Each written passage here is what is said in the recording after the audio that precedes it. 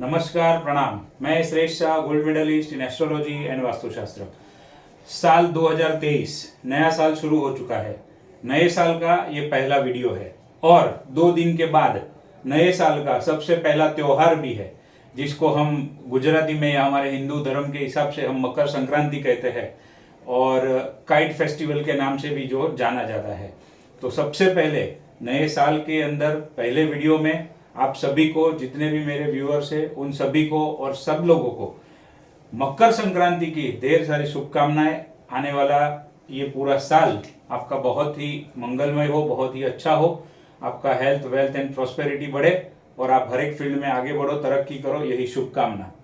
चलिए आज के वीडियो की शुरुआत करते हैं। आपने मेरे पहले के जो भी वीडियोस है वो एंड तक जरूर देखे होंगे, मैं ऐसी उम्मीद रखता हूँ और मुझे ऐसा पक्का विश्वास है। लेकिन शायद कुछ वीडियोस आपने एंड तक ना भी देखा हो, लेकिन आज का ये जो वीडियो है ये आप एंड तक जरूर देखिएगा। अगर आपने एंड तक इस वीडियो को नहीं देखा तो आप बहुत कुछ मिस कर जाओगे। आज के वीडियो के अंदर जो मैं बताने वाला हूं वो आज से पहले मैंने कोई भी वीडियो में नहीं बताया है, ये सबसे पहली बात। दूसरी बात, आज से पहले ये जो इंपॉर्टेंस आज मैं बताने वाला हूं एलिमेंट्स का, उसका YouTube के ऊपर भी किसी ने जिक्र कभी नहीं किया हुआ है। तो ये बहुत ही इंपॉर्टेंट टॉपिक है, how to choose business and profession as per element. बहुत सारे लोग अलग अलग तरीके से बताते हैं कि आपको ये फील्ड में जाना चाहिए, आपको ये फील्ड में जाना चाहिए, ये काम करना चाहिए तो आप सक्सेस होंगे। लेकिन एलिमेंट के हिसाब से कौन से बिजनेस में या कौन से प्रोफेशन में जाना, एलिमेंट के हिसाब से हमारे बच्चे को कौन से फील्ड में रखना या कौन से फील्ड में उसका एजुकेशन करवाना, ये बहुत ही इंपॉर्टेंट है। अब एलिमेंट का क्या इंपॉर्टेंट है वो मैं आपको पहले बताता हूं और फिर उससे आपको ये समझ में आएगा कि बिजनेस एंड प्रोफेशन में एलिमेंट्स का क्या इंपॉर्टेंट रोल है। ये देखिए, importance of elements in business and profession. 4 type के एलिमेंट है, water element, air element, earth element and fire element. 4 element होते हैं।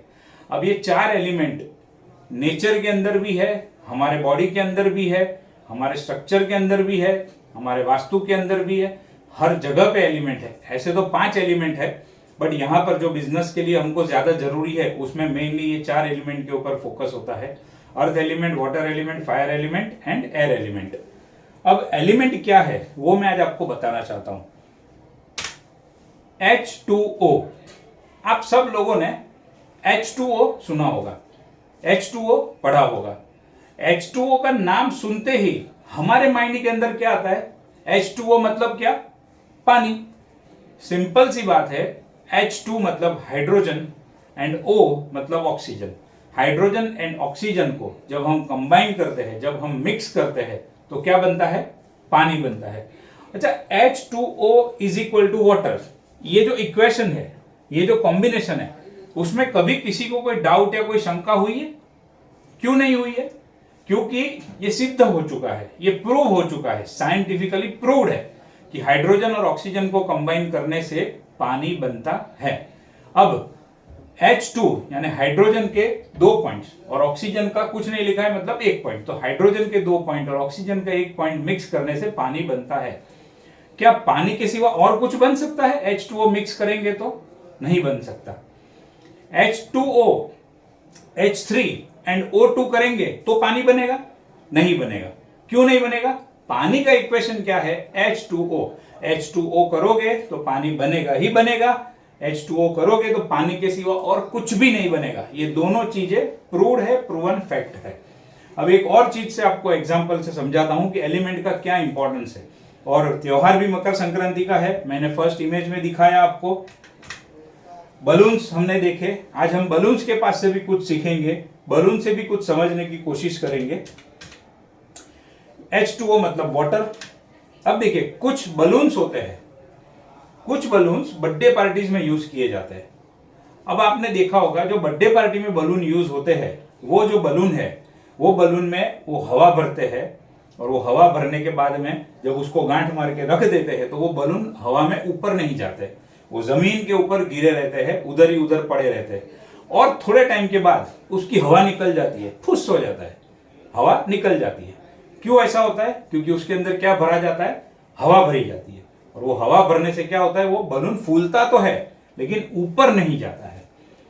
आप मुझे बताइए, आप सोचिए कि कुछ बलून है वो हवा में ऊपर जाते हैं। हवा में ऊपर क्यों जाते हैं कुछ बलून?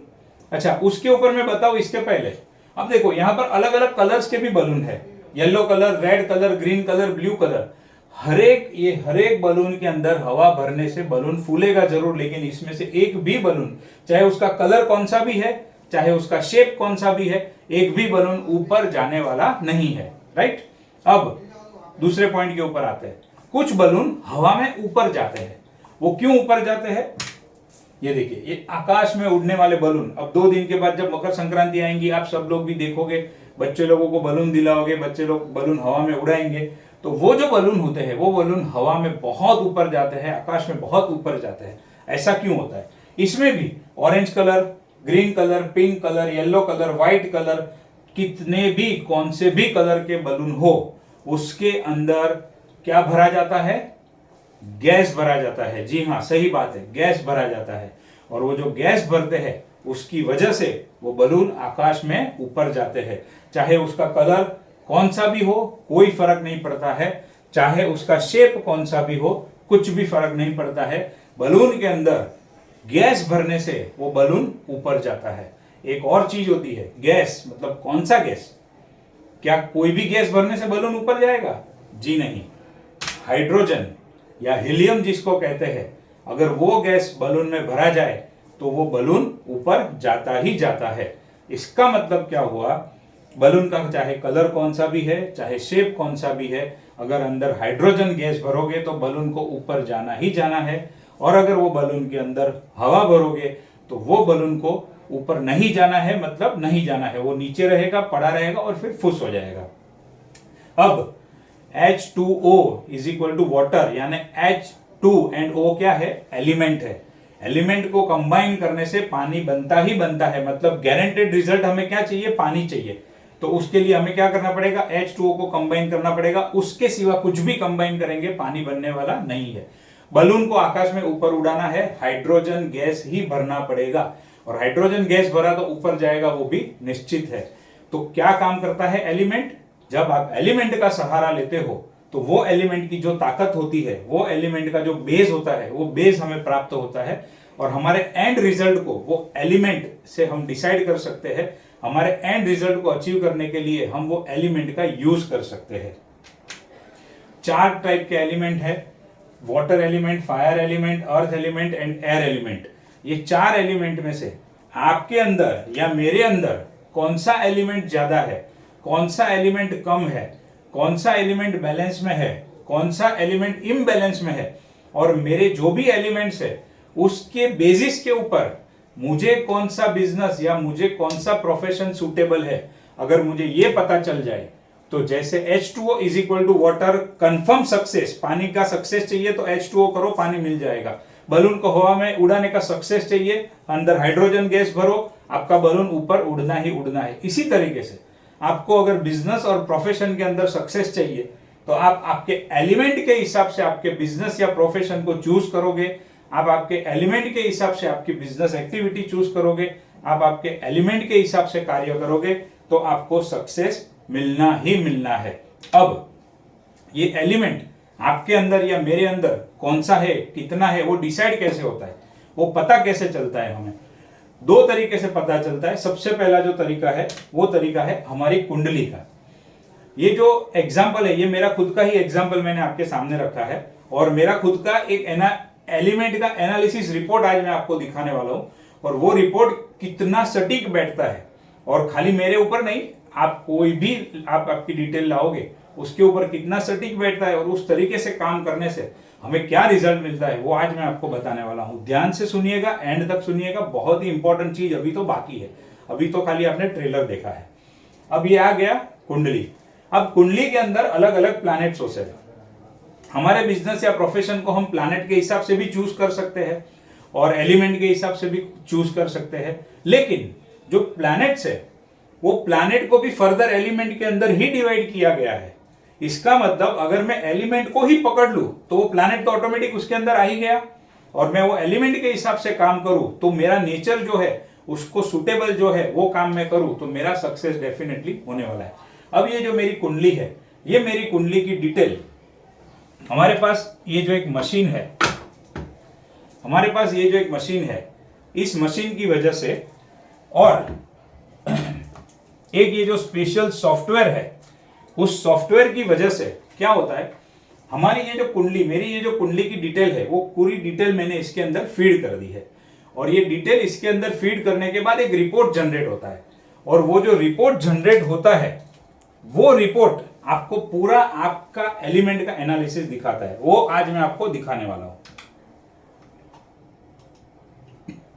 ये देखिए 5 एलिमेंट रिपोर्ट, मतलब मेरे अंदर कौन सा एलिमेंट ज्यादा है, कौन सा एलिमेंट कम है, कौन सा एलिमेंट बैलेंस में है, कौन सा एलिमेंट बैलेंस में नहीं है, और उसको बैलेंसिंग करने के लिए क्या करना चाहिए, एंड सबसे जरूरी एलिमेंट के हिसाब से कौन से बिजनेस या प्रोफेशन में मुझे जाना चाहिए, हमें इससे क्लियर कट पता चल जाता है।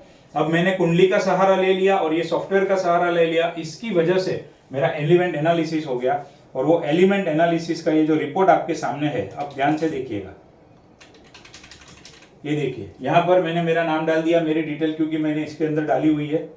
अब देखिए एलिमेंट एनालिसिस, अब सबको दिखता होगा एलिमेंट एनालिसिस। अब देखिए, अब मैं अगर मेरी बात करूं तो मेरी ये जो कुंडली है उसके हिसाब से और ये सॉफ्टवेयर के हिसाब से जो डेटा निकल के आया, वो क्या निकल के आया, 40% water element, 20% air element, 30% earth element and 10% fire element. अब ये हर एक एलिमेंट की अपनी एक विशेषता है। अगर आगे बढ़ना है, फोर्स से काम करना है, तो फायर एलिमेंट ज्यादा चाहिए। अगर किसी के साथ संबंध बनाने हैं, किसी के साथ अच्छी डीलिंग करनी है, तो इमोशन चाहिए, तो वाटर एलिमेंट चाहिए। अगर मटेरियलिस्टिक बनना है, अगर पैसों के पीछे भागना है, पैसा चाहिए, पैसे का फोकस होना चाहिए, तो हमारे पास अर्थ एलिमेंट होना चाहिए। और मार्केटिंग में आगे बढ़ना है, अपने बिजनेस को ऑल ओवर इंडिया लेवल पे और ऑल वर्ल्ड लेवल पे जाना है, बहुत बड़े लेवल पे मार्केटिंग करना है, तो एयर एलिमेंट ज्यादा होना चाहिए। एलिमेंट की और भी विशेषताएं है, ये सिंपल वर्ड्स में मैंने आपको समझाया।